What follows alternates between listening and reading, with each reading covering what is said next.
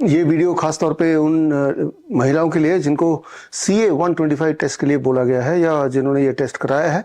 एक माहौल बना दिया गया है, भय का माहौल, थ्रू CA 125 टेस्ट। इससे पहले मैंने आपको फॉर द मेल्स एक ऐसा ही टेस्ट के बारे में बताया था। मेरी किताब है the rabbit tortoise model for cancer की, और उसके माध्यम से भी मैंने आपको पूरे सबूतों के साथ बताए थे। PSA prostate specific antigen test for males. Males में प्रोस्टेट में कैंसर है कि नहीं, उसके लिए प्रोस्टेट का जो टेस्ट होता है PSA टेस्ट, उसका घपला किस प्रकार एक हेल्दी इंसान को PSA टेस्ट के माध्यम से घोषित कर दिया जाता है कि आपको तो कैंसर हो गया है, आप तो मरने वाले हैं, और उस डर की वजह से वो किस प्रकार कैंसर के ट्रैप में फंस जाते हैं। तो वो तो बात की मैंने मर्दों की, अब मैं बात कर लेता हूँ महिलाओं की। मैं पिछले कुछ समय से देख रहा हूँ कि महिलाओं में ये वाला टेस्ट बहुत ज़्यादा रिकमेंड होने लगा है, और जिससे महिलाओं के बीच में कैंसर के डर का माहौल और बढ़ता जा रहा है। तो इस टेस्ट को समझना आपके लिए बहुत ज़रूरी है। चलते हैं समझते हैं। ये एक टेस्ट है that is called CA 125 cancer test, यानी कि कैंसर स्पेसिफिक एंटीजन। एक तरह का प्रोटीन होता है जिसे CA 125 प्रोटीन होता है बोलते हैं, और ये प्रोटीन हम में से हर एक के बॉडी में होता है। मेल्स की बॉडी में होता है, फीमेल की बॉडी में भी होता है। फीमेल की बॉडी में थोड़ा ज़्यादा मात्रा में होता है, लेकिन एक बेंचमार्क बना दिया कि अगर इस टेस्ट में ये CA 125 जो प्रोटीन है वो लेस देन 35 यूनिट पर ml होता है तो बोल देंगे कि आप हेल्दी हैं, और अगर इससे अधिक होता है तो हम बोलते हैं कैंसर है।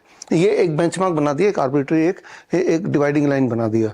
और अक्सर लेडीज़ में, खासतौर पे वो लोग जो 40 साल से ऊपर हैं, उनमें ये अधिक ही पाया जाता है, जो कि एक नॉर्मल बात भी है for most of the women, और उनको कैंसर घोषित कर दिया जाता है। और फिर आगे रिकमेंडेशन करते हैं अब तो बायोप्सी करना पड़ेगा, पेट स्कैन करना पड़ेगा, कीमोथेरेपी करना पड़ेगा, रेडिएशन करना पड़ेगा, सर्जरी करना पड़ेगा, और वो एक ट्रैप में फंसते चले जाते हैं। मैंने आपको पहले ही बताया था कि कीमोथेरेपी, रेडिएशन, सर्जरी, इससे कैंसर ठीक नहीं होता बल्कि कैंसर को बढ़ाने का काम करते हैं। Same is true for biopsy and PET scan. तो चलते हैं, पहले तो ये CA 125 टेस्ट को थोड़ा और समझ लेते हैं, ताकि आपके दिमाग में जो CA 125 टेस्ट का डर है उस डर को बाहर निकाला जाए। तो यहाँ पे समझना पड़ेगा कि हम सबके बॉडी में, महिलाओं के बॉडी में भी CA 125 एक तरह का प्रोटीन है जो बॉडी में बनता ही है। It is very very natural. लेकिन अब ये जो बॉर्डरलाइन बना दिया कि इससे ऊपर है तो नीचे है तो वो ठीक है, इससे ऊपर अगर है तो वो कैंसर है, इसके बारे में, इसकी सच्चाई थोड़ा हमें सबूतों के साथ समझना ज़रूरी है। इसके लिए आपको ये समझना होगा कि कई सारे कंडीशंस में जो ये प्रोटीन है CA 125 वो अधिक अपने आप हो जाता है नेचुरल कंडीशन में। उनमें से सबसे इंपॉर्टेंट कंडीशन है, अगर कोई महिला ओरल कॉन्ट्रासेप्टिव पिल्स पे है तो उस महिला में CA 125 ज़्यादा आएगा या आ सकता है। सिमिलरली अगर कोई स्टेरॉइड ले रहा है तो उसमें भी ज़्यादा आएगा या आ सकता है। एंटीबायोटिक्स पे अगर आप हैं तो इससे भी CA 125 मार्कर बढ़ जाता है। ये सारे कंडीशन में भी CA 125 बढ़ जाता है। दैट डज नॉट मीन कि उनको कैंसर हो चुका है। ठीक इसी प्रकार अगर आप कैंसर ड्रग पे हैं, अगर आप कीमोथेरेपी पे हैं तो उस दौरान भी CA 125 बढ़ जाता है। तो कीमोथेरेपी करा के CA 125 को बढ़ा दो और CA 125 बढ़ा हुआ दिखा के दोबारा कीमोथेरेपी ले आओ, यानी कि एक तरह का चक्रव्यूह, एक तरह का जाल। अब आगे समझते हैं non steroidal anti inflammatory drugs, यानी कि पैरासिटामोल वगैरह जब लेते हैं तो इससे भी CA 125 बढ़ जाता है। तो यानी कि वो कैंसर नहीं है, वो is the side effect of this drug.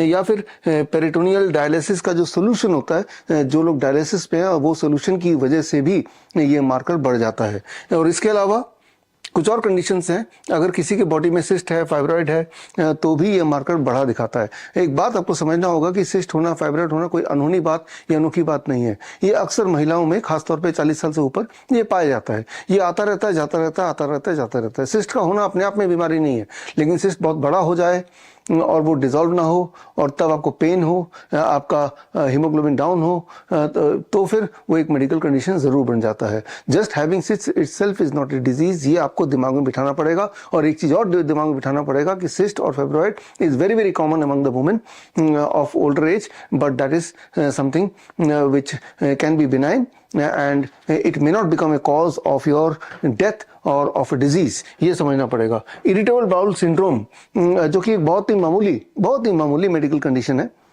इसमें भी CA-125 का मार्कर बढ़ जाता है। तो किसी महिला को इरिटेबल बाउल सिंड्रोम है, अगर वो CA-125 टेस्ट कराएंगी तो डॉक्टर बोल देगा कि ये तो शो कर रहा है कि आपको कैंसर है, तो बस उसकी हालत तो बद से बदतर पतली हो जाएगी उसी वक्त। और आपको ये पता है कि कैंसर वर्ड सुनते ही इंसान के दिमाग में दहशत आ जाता है, उस दहशत से आपकी इम्यूनिटी कमज़ोर होने लगती है, you start behaving like a patient, and तब आपका जो जर्नी है एक हेल्दी इंसान की तरह नहीं, एक journey is towards your death, right. तो ठीक इसी तरह से जब आपका मेंस्ट्रुअल साइकिल होता है उस दौरान भी अगर आप CA-125 टेस्ट उसके आसपास करेंगे तो ये मार्कर बढ़ा हुआ दिखाया जा सकता है, दिख सकता है या हो जाता है। या इसके अलावा और बहुत सारे मेडिकल कंडीशंस हैं, प्रेगनेंसी के दौरान भी CA-125 मार्कर बढ़ जाता है। वेरियस इन्फ्लेमेटरी डिजीज, बहुत सारे इन्फ्लेमेटरी डिजीज